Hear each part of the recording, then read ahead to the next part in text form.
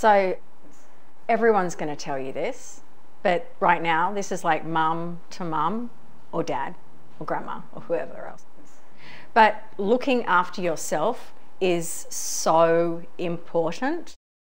Your stability becomes part of the foundation of your child having a great start in life. One of the main risk factors for developing a major mental health problem like clinical depression is long-term care and support for a child with a significant disability.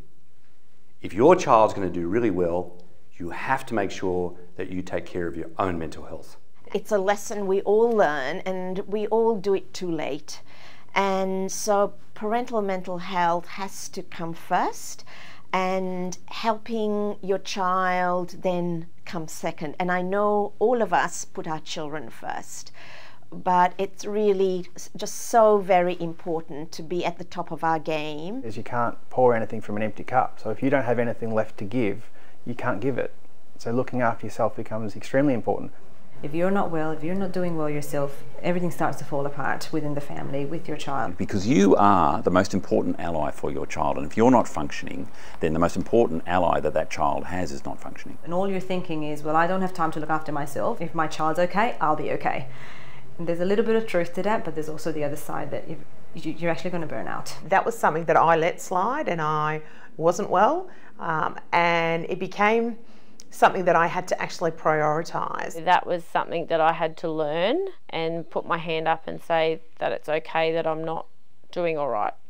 I drove straight to a doctor that I'd never seen before and said, this is what's going on and I am not coping. And I think it's just about recognising what you need so that you can be the parent your child needs you to be. And there's no wiggle room, and it's not self-indulgent or selfish. Keep an eye on yourself, keep an eye on your partner. Keep an eye on what you're doing in terms of lifestyle. Are you drinking too much? How's your sleep? How's your emotional state? How's your mood?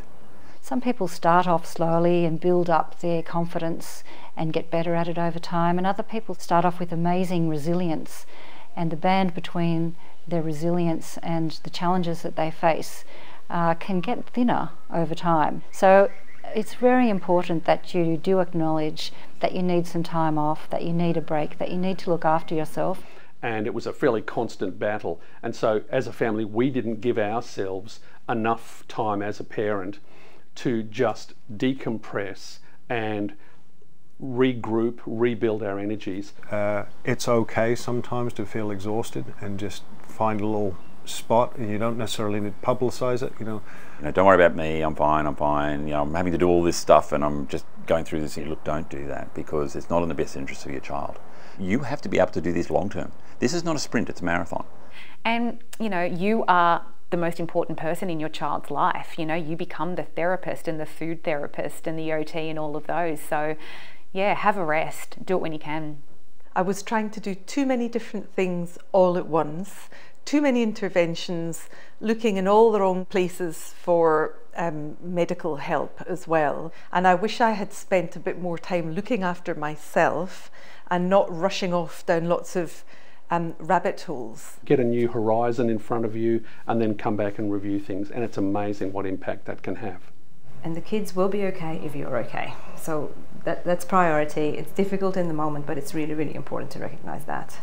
So take the time to look after yourself. Take the time to look after your partner and your family as a unit, and you will have better outcomes for your child.